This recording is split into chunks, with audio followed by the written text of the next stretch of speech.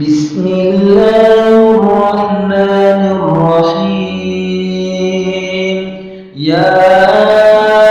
أيها المدثر قم فأنذر وربك فكبر وثيابك فطهر والرجز فاهجر ولا تمنن تستكثر ولربك فاصبر فإذا نقر في الناقور فذلك يومئذ يوم عسير على الكافرين غير يسير. ذرني ومن خلقت وحيدا وجعلت له مالا ممدودا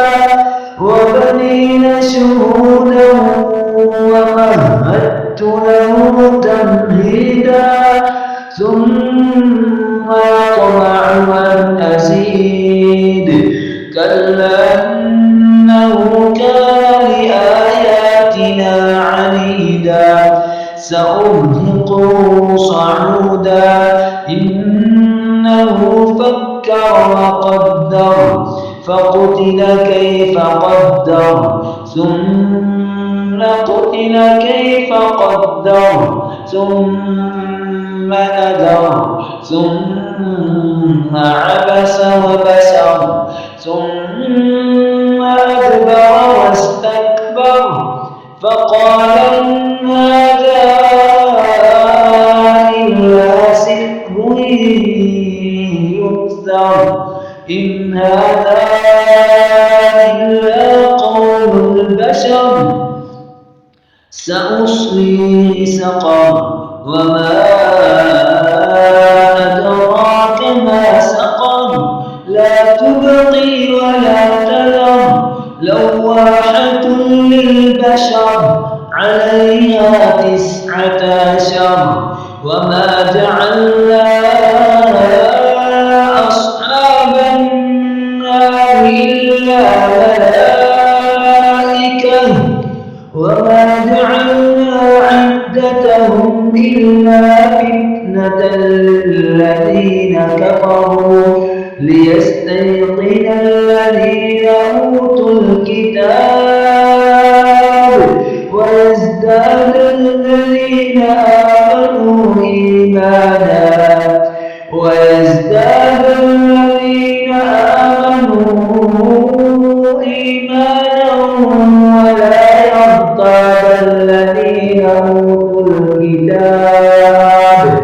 ولا يرتاب الذين أوتوا الكتاب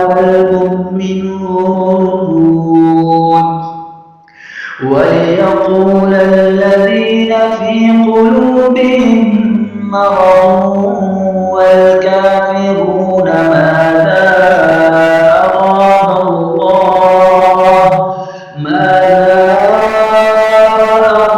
الله بهذا مثلا كذلك يضل الله من يشاء ويهدي من يشاء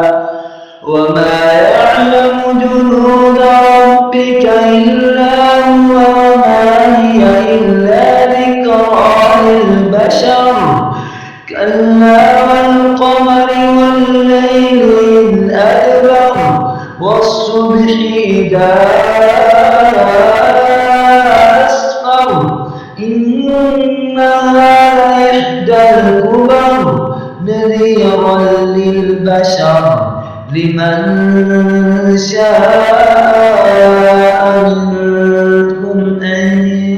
يتقدم أو يتأخر كل نفس بما كسبت رهينة إلا أصحاب اليمين في جنات